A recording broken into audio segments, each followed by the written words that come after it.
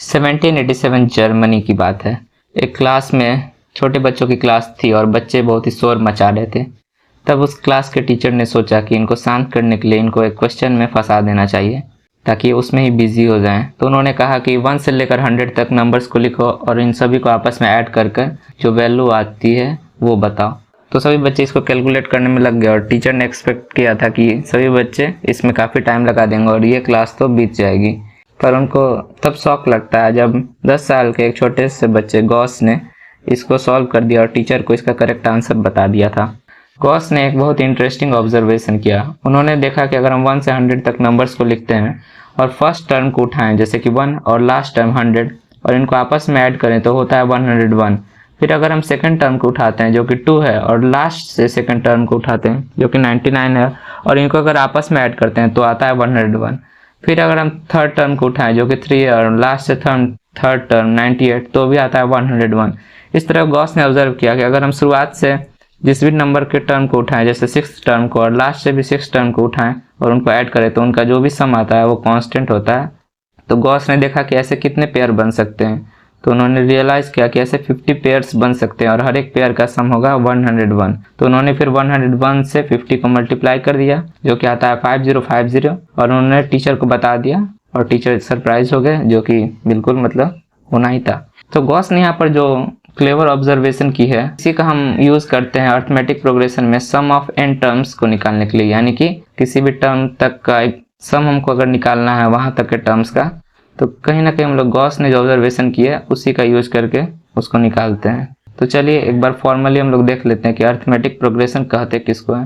तो जैसे यहाँ पर स्क्रीन पर आपको दिख रहे होंगे कुछ पैटर्न्स जैसे 2 4 6 8 यहाँ पर +2 ऐड हो रहा है और नेक्स्ट नंबर आ रहा है, यानी कि आप 8 के बाद बता सकते हैं कि अगर हम +2 करें तो 10 आएगा। उसी तरह 5 10 फिर 15 फिर 20 फिर आप 20 में बता सकते हैं कि अगला नंबर होगा 20 में हम लोग 5 ऐड करें तो 25। जैसे यहाँ पर 10 में -3 किए तो 7 आया, 7 में -3 किए 4 आया, 4 में -3 किए 1 आया। फिर अगर फिर से 1 में -3 करें तो क्या होगा -2 होगा। तो आप देख सकते हैं कि ऐसे पैटर्न्स में जहाँ पर कांस्टेंट इंक्रीज या डिक्रीज हो रहा हो तो हम उसको कहते हैं कि वो सीरीज अर्थमेटिक प्रोग्रेशन में है। तो इसमें बस 2 कॉन्सेप्ट है बेसिकली जिनको आपको समझना होता है। जैसे कोई भी अर्थमेटिक प्रोग्रेशन में सीरीज हो, जैसे यहाँ पर 3 7 11 15 है, यहाँ पर 4 से इंक्रीज हो रहा है ये सीरीज का अगला टर्म। तो अगर आपसे पूछा जाए कि ऐसे अगर हम ये नंबर्स लिखते जाएं तो जो 20th टर्म होगी यानी 20 नंबर पर जो टर्म होगी उसकी वैल्यू क्या होगी। तो आप ये तो ऐसे छोटी सीरीज है, आप चाहें तो ऐड कर कर कर वहां तक पहुंच सकते हैं 20 नंबर के टर्म तक, लेकिन हमेशा ये पॉसिबल नहीं होता है क्योंकि ये इंक्रीज ज़्यादा भी हो सकता है और इसमें बहुत टाइम भी लगेगा, ये एफिशिएंट नहीं है। तो इसके लिए हम लोगों ने एक तरीका खोजा है जो कि आप आगे देखेंगे। और दूसरा सवाल होता है कि अगर हम इन सभी टर्म्स को आपस में जोड़ें चाहे किसी भी n टर्म्स तक तो उनका सम क्या होगा। इसके लिए भी हम लोग एक फॉर्मूला निकालते हैं जो कि गॉस के ही कॉन्सेप्ट पर बेस्ड है। तो चलिए अब हम लोग फिर से एक अर्थमेटिक प्रोग्रेशन को देखते हैं और जो फॉर्मल टर्म्स यूज होते हैं हम लोग के बुक में उनको एक बार हम लोग पहचान लेते हैं। जैसे यहाँ पर एक अर्थमेटिक प्रोग्रेशन है 2 5 8 11। तो जो फर्स्ट टर्म होता है जैसे यहाँ पर 2 है उस सीरीज का तो उसको हम लोग a से रिप्रेजेंट करते हैं। आप बुक्स में हर जगह देखेंगे कि फर्स्ट टर्म को a से रिप्रेजेंट किया जाता है। अब ये जो कांस्टेंट इंक्रीज हो रहा है जैसे यहाँ पर +3 से इंक्रीज हो रहा है तो उसको बोलते हैं हम लोग कॉमन डिफरेंस CD या सिर्फ D, और वो यहाँ पर जैसे उसकी वैल्यू है 3। अब जो हम लोगों ने सबसे पहला ऑब्जेक्टिव था हम लोगों का कि nth टर्म फाइंड करना उस सीरीज का, यानी कि कोई पूछे कि उस सीरीज में कोई भी नंबर पर जो टर्म है उसकी वैल्यू क्या है वो बताने के लिए उसके लिए हम लोगों ने जो फॉर्मूला निकाला है वो देखते हैं। आप देख सकते हैं कि ये टर्म्स बनते कैसे हैं। जो पहला टर्म है वो तो a होगा किसी भी सीरीज में, अब उसमें कांस्टेंट इंक्रीज हुआ यानी a पे d का डब्बा अगर हम लोग कहें बॉक्स तो हम लोगों ने वो बैठा दिया। अगर थर्ड टर्म को देखें तो a है और उस पर d 2 बार है यानी 2d है वहाँ पर। इसी तरह अगर फोर्थ टर्म को देखते हैं तो a है और उस पर d के 3 बॉक्सेस हैं। तो इस तरह से आप देख सकते हैं कि एक पैटर्न नजर आ रहा है। आपको जो भी नंबर का टर्म निकालना है उसमें a लिखिए और उसमें प्लस कर दीजिए, वो अगर वो फोर्थ टर्म है तो 3d उसमें ऐड होगा यानी कि n-1 इंटू d हो जाएगा। इस तरह से आप देख सकते हैं कि the number of d is always 1 less than the term numbers. इस तरह से अगर आपको 20 नंबर का टर्म निकालना है तो आप लिखिए a + 20 - 1 जो कि 19 होगा इंटू d। यहाँ पर किसी भी एपी में हम लोग अपने लास्ट टर्म को L से डिनोट करते हैं और उसका फॉर्मूला होता है a + n-1, क्योंकि वो लास्ट टर्म n टर्म होगी तो n-1 इंटू डी, जिससे हम लोग l को निकाल सकते हैं। ठीक है, अब अरिथमेटिक प्रोग्रेशन सीरीज की एक प्रॉपर्टी होती है, वो हम देखेंगे। जब भी कोई सीरीज अरिथमेटिक प्रोग्रेशन में हो तो प्रॉपर्टी ये है कि सम ऑफ इक्विडिस्टेंट टर्म्स इक्वल होता है, यानी जो फर्स्ट टर्म है और लास्ट टर्म उनका सम जो सेकंड टर्म है और जो सेकंड लास्ट टर्म है उनके इक्वल होगा। इक्विडिस्टेंट टर्म्स यानी कि अगर वो शुरुआत से थर्ड टर्म है तो लास्ट से जो थर्ड टर्म होगी एंडिंग से उन दोनों को जब आप ऐड करेंगे उनका जो सम होगा वो हमेशा कांस्टेंट होगा फर्स्ट टर्म के और लास्ट टर्म के। प्रॉपर्टी यही कहती है। तो यहाँ पर आप जैसे देख सकते हैं कि 1 है फर्स्ट टर्म और लास्ट टर्म में 23, इनको आप ऐड करिएगा तो 24 होगा। उसी तरह आप देखेंगे कि सेकंड टर्म में 3 और लास्ट से सेकंड टर्म में 21 और 3 को ऐड करेंगे तो ये होता है 24। उसी तरह से आप देख सकते हैं कि ये जब हम एक के ऊपर दूसरे बॉक्स को रख रहे हैं इनका टोटल सम हमेशा 24 हो रहा है। यहाँ पर इक्विडिस्टेंट टर्म्स का हमेशा सम कांस्टेंट होगा जो कि इस केस में 24 है। यहाँ पर एक अलजेब्रिक प्रूफ भी दिया है, जैसे t1 और tn फर्स्ट और लास्ट टर्म को हम लोग ऐड कर रहे हैं तो फर्स्ट टर्म t1 क्या होगा, a होगा, लास्ट टर्म tn क्या लिख सकते हैं, a plus n-1 into D. तो a और a तो क्या हो जाएगा 2a plus n-1 into D. अब हम कोई भी दो टर्म्स को उठाते हैं, जैसे यहाँ पर t2 को उठाते हैं और tn-1 को उठाते हैं तो t2 क्या होगा a प्लस डी, a में d इंक्रीज हुआ और tn-1 टर्म क्या होगा, वो tn-1 टर्म में तो पहले ही n-1 होगा और उसमें -1 कर दिया यानी n-2 होगा इंटू डी। जब इसको सॉल्व करते हैं तो ये भी 2a plus n-1 into D के इक्वल आता है। तो इस तरह से प्रूव होता है कि चाहे t1 प्लस tn हो या t2 प्लस tn-1 हो या कोई भी टर्म हो, जैसे शुरुआत से फिफ्थ टर्म हो और एंडिंग से फिफ्थ टर्म हो, तो उनका सम हमेशा कांस्टेंट होगा। अब हम देख लेते हैं कि अगर अरिथमेटिक प्रोग्रेशन डिक्रीज कर रहा हो तो उसका फर्स्ट टर्म और लास्ट टर्म कैसे कैलकुलेट होता है। जैसे यहाँ पर एक एपी है जिसका पहला टर्म है 14, फिर अगला टर्म है 11, फिर अगला टर्म है 8 और अगला टर्म है 5। तो इस एपी का हम लोग जैसे फर्स्ट टर्म यहाँ पर क्या लिखेंगे, a हो जाएगा 14, a से हम फर्स्ट टर्म रिप्रेजेंट करते हैं और यहाँ पर d को हम लोग क्या लेंगे, कॉमन डिफरेंस को हम लोग -3 लेंगे। ये माइनस साइन इंपॉर्टेंट है क्योंकि जब हम लोग फॉर्मूला लिखेंगे तो ये अगर हम लोग माइनस साइन नहीं लगाएंगे तो हम लोग को सही अगला टर्म नहीं मिलेगा। जैसे यहाँ पर tn टर्म निकालना चाह रहे हैं हम लोग तो a plus n-1 into D, तो a हो गया 14 प्लस n-1 और d का साइन यहाँ पर हम लोग -3 जैसे है तो उसको लिखेंगे। जब हम इसको सॉल्व करते हैं तो 14 - 3n प्लस 3 होता है जो कि होगा 17 - 3n। अब आप जैसे इसका अगर n की वैल्यू को हम लोग 4 रखते हैं इस फॉर्मूला में तो 17 - 3n यानी n का वैल्यू 4 यानी 3 इंटू 4 12, 17 - 12 क्या होता है 5। आप देख सकते हैं कि यहाँ पर फोर्थ टर्म हम लोग का एपी में हमेशा से 5 है। आप इसमें n की वैल्यू को 10 भी रख सकते हैं तो यानी 10th टर्म इस एपी का अगर आपको निकालना हो 17 - 3 इंटू 10 तो 17 - 30 यानी कि -13, यानी इस एपी का 10th टर्म क्या होगा, -13 होगा। ठीक है, अब हम लोग आगे देखेंगे finding the nth term from the end. अगर कोई एपी दी हुई हो और उसमें से कोई बोले कि लास्ट टर्म आपको कोई बताए और फिर बोले कि आप बताओ कि एंडिंग से वो कौन सा टर्म होगा, जैसे एंडिंग से फिफ्थ टर्म क्या होगा, तो हम लोग एंड से nth टर्म फाइंड करना चाह रहे हैं। हम लोग के पास स्टार्टिंग से nth टर्म फाइंड करने का एक फॉर्मूला है a plus n-1 into D, जहाँ पर a होता था स्टार्टिंग का टर्म यानी फर्स्ट टर्म। तो अब हम लोग एंडिंग पे जाएंगे तो जो हम लोग का लास्ट टर्म है उस फॉर्मूला के अनुसार हम लोग उसको फर्स्ट टर्म मानेंगे। ठीक है, a के जगह हम लोग लास्ट टर्म क्या कहते हैं, एक एपी में उसको l कहते हैं, लेकिन उस फॉर्मूला का यूज करने के लिए हम लोग कहेंगे कि फर्स्ट टर्म हम लोग का l है। और तो d क्या होगा, d इंक्रीजिंग वे में होता था, लेकिन चूंकि अब हम लोग एंडिंग से टर्म्स को कैलकुलेट कर रहे हैं यानी कि हम लोग का कॉमन डिफरेंस क्या होगा -d, तो हम लोग nth टर्म के फॉर्मूला में इनको पुट करेंगे तो स्टार्टिंग का टर्म हो गया l plus n-1 into -d। जब इसको हम लोग सॉल्व करते हैं तो ये आ जाता है l minus n-1 into D. ठीक है, अब आप लास्ट से कोई भी टर्म कैलकुलेट कर देख सकते हैं। जैसे अब हम लोग यहाँ पर t3 कैलकुलेट करना है एंड से, हम लोग का फॉर्मूला क्या था l minus n-1 into D, तो लास्ट टर्म क्या है 20, तो 20 माइनस और थर्ड टर्म कैलकुलेट करना है तो 3 - 1 इंटू डी, डी है यहाँ पर 3। तो जब हम लोग इसको सॉल्व करते हैं 20 - 6 = 14 आता है। अगर आप ध्यान से सोचे तो आपको इस फॉर्मूला की जरूरत ही नहीं है।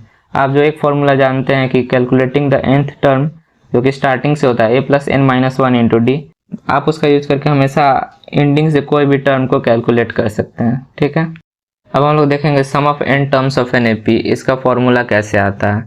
ठीक है, यहाँ पर आपको एक एपी दिख रही होगी, जैसे यहाँ पर रेक्टेंगुलर बॉक्सेस आपको दिख रहे होंगे। जो पहला रेक्टेंगुलर बॉक्स है उसमें a लिखा है, फिर है a प्लस डी, फिर अगला टर्म है a प्लस 2d, फिर अगला टर्म है a प्लस 3d और अगला है l। ठीक है, ये स्टेयर केस की तरह आपको दिख रहा होगा। आप क्या करिए, इस स्टेयर केस को उल्टा करिए, इन्वर्ट करके इसको दूसरे साइड से इसके ऊपर रख दीजिए। ठीक है, अब येलो कलर का जो स्टेयर केस है जब ये इसके ऊपर आ जाता है तो ये एक रेक्टेंगल बना देता है। उस पर ध्यान देने के पहले आप देख सकते हैं कि ये जो येलो कलर का स्टेयर केस है उसका फर्स्ट टर्म है l। ठीक है, उसका अगला टर्म क्या है, l माइनस डी, अगला टर्म है l minus 2d, l minus 3d और लास्ट टर्म है a। क्योंकि हम लोगों ने लास्ट टर्म तो a ही होना है, क्योंकि हम लोगों ने इसी को जस्ट उल्टा करके रखा था। तो अगर आप यहाँ पर लास्ट बॉक्स को देखते हैं तो सबसे ऊपर छोटा सा बॉक्स है a और नीचे है l, यानी इनका टोटल लेंथ क्या हो गया, a प्लस एल हो गया। ठीक है, l माइनस 3d अगर आपको नहीं समझ में आ रहा है उसके बगल में कैसे आया है वो येलो कलर का बॉक्स, तो आप इस तरह से सोच सकते हैं कि एक AP है जिसका पहला टर्म है l। ठीक है, और उसको फोर्थ टर्म उसका कैलकुलेट करना है, क्योंकि l माइनस 3d तो इधर से फोर्थ टर्म ही हुआ, येलो बॉक्सेस येलो AP अगर आप देखें तो फॉर्मूला क्या होता है nth टर्म का। अगर फोर्थ टर्म कैलकुलेट करना है a plus n minus 1 into D, तो फर्स्ट टर्म a क्या होगा, l हो जाएगा प्लस n माइनस 1, यानी 4 माइनस 1 हो गया 3, और d, लेकिन d क्या है यहाँ पर डिक्रीजिंग है, माइनस हो रहा है यानी माइनस d, तो l माइनस 3d आ जाएगा। ठीक है, थोड़ा सा आप ध्यान देंगे तो इसको समझ जाएंगे। तो उसी तरह हम लोग को टर्म्स मिल जाते हैं l माइनस 2d और उसके नीचे होता है a प्लस 2d, एक टर्म मिलता है हम लोग को l माइनस d जिसके नीचे होता है a प्लस d, और फिर लास्ट में इधर आ जाता है l, जो बड़ा पीला बॉक्स है वो l और उसके नीचे होता है a। यहाँ पर एक इम्पॉर्टेंट चीज़ हम लोग को दिख रही है जो कि गॉस ने 10 साल के छोटे से बच्चे गॉस ने ऑब्जर्व किया था कि फर्स्ट टर्म और लास्ट टर्म का जो सम है वो भी a प्लस एल है, और हम कोई भी टर्म को उठा लें, जैसे बीच में l माइनस 2d और a प्लस 2d को ऐड करें तो माइनस 2d और 2d तो कट जाएगा, तो l प्लस a ही बचेगा। तो एक चीज़ यहाँ पर हम लोग देख सकते हैं कि हर एक टर्म का सम l प्लस a ही आ रहा है, यही कॉन्स्टेंट चीज़ आ रही है। और ऐसे टोटल टर्म्स कितने हैं n, और ये एक रेक्टेंगल है। हम लोगों ने यहाँ पर SN को क्या लिया था, area of one staircase, और अगर हम इस रेक्टेंगल का एरिया निकालते हैं तो वो तो 2 स्टेयर केस का एरिया होगा, लेकिन हम लोग को चाहिए एक ही स्टेयर केस का एरिया, क्योंकि दूसरा स्टेयर केस तो हमने उसी को बस डबल करके इन्वर्ट करके रख दिया है उसके ऊपर। तो एरिया ऑफ रेक्टेंगल कैसे निकालेंगे, length into breadth, total terms है n और हाइट क्या है या ब्रेथ जो भी कहें a प्लस एल है, तो n into a plus L हो जाएगा।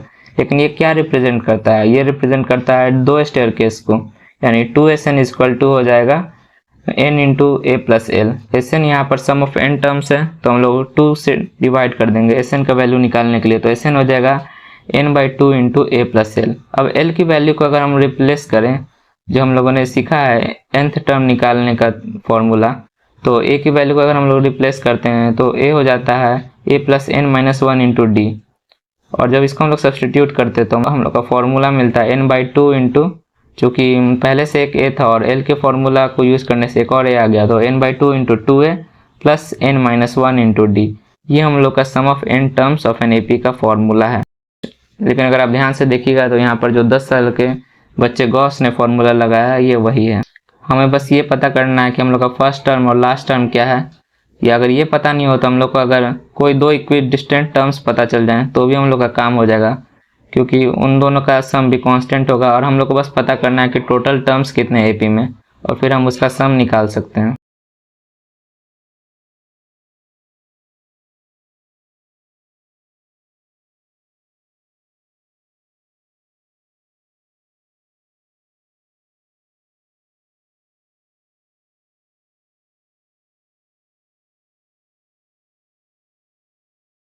अब AP की 2-4 छोटी छोटी बातें जो आपको ध्यान रखनी चाहिए, इससे क्वेश्चन इजीली सॉल्व होते हैं। जैसे कि AP के टर्म्स को कैसे चूज करना, ये क्वेश्चन से ही बेटर समझ में आएगा। जैसे कोई बोले कि एक AP है and find 3 numbers in an AP whose sum is 15, तो एक AP है जिसमें 3 टर्म्स हैं और उनका सम है 15। ठीक है, तो आप इसको, तो ये बस 3 टर्म्स है तो आपके दिमाग में कुछ थॉट्स आ रहे होंगे और आई एम श्योर कि आप शायद उसको सॉल्व भी कर लें, लेकिन यहाँ पर एक जनरल मतलब स्टैंडर्ड ही है कि इसको हम लोग 3 टर्म्स को इस तरह से लिखते हैं। अगर हम लोग simple a plus D, a plus 2d या x प्लस डी और x प्लस 2d ले लें तो 2 वेरिएबल्स आ जाएंगी, ए या एक्स कहिए और डी, दो वेरिएबल्स आ जाएंगे।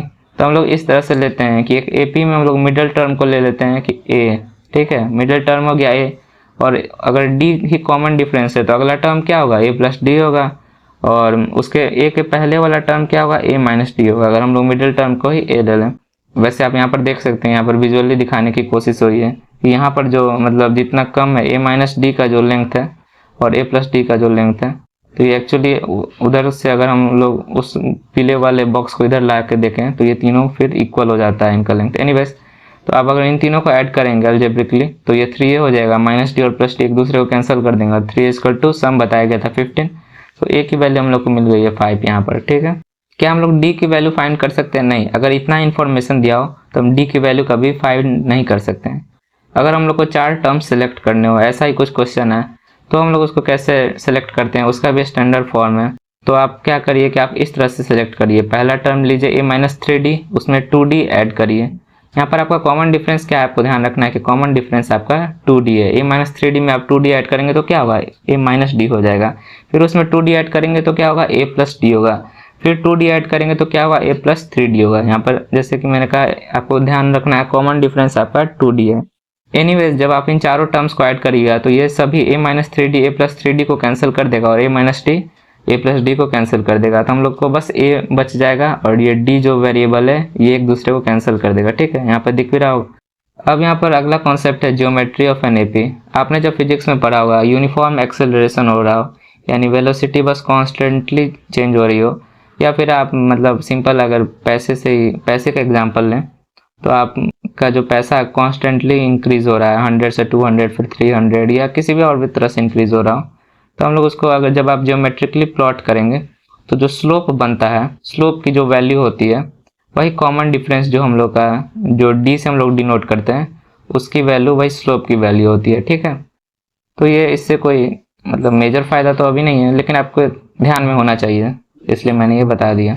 तो यहाँ पर हम लोग देख सकते हैं कि एक एपी को ज्योमेट्रिकली रिप्रेजेंट किया गया है, इसमें कॉमन डिफरेंस है 2 और फर्स्ट टर्म में यहाँ पर 1, फिर अगला टर्म हो गया 3, इस तरह से है। तो यहाँ पर इसका जनरल टर्म जब हम लोग लिखते हैं tn तो हो जाता है 2n माइनस 1। तो जब हम लोग इसको y equal to mx plus c के फॉर्म में लिखेंगे तो m हो जाएगा यहाँ पर 2 और वो m ही कॉमन डिफरेंस d के इक्वल है, ठीक है। तो स्लोप जो होता है ऐसा रिप्रेजेंटेशन करने पे वो कॉमन डिफरेंस के इक्वल होता है। तो एपी में इतना ही कॉन्सेप्ट्स होते हैं, इन्हीं को दूसरे चैप्टर से कभी कभी मिक्स करके थोड़ा सा कॉम्प्लेक्स क्वेश्चन बनाया जाता है। वैसे एपी के क्वेश्चंस कभी हार्ड जनरली नहीं होते हैं।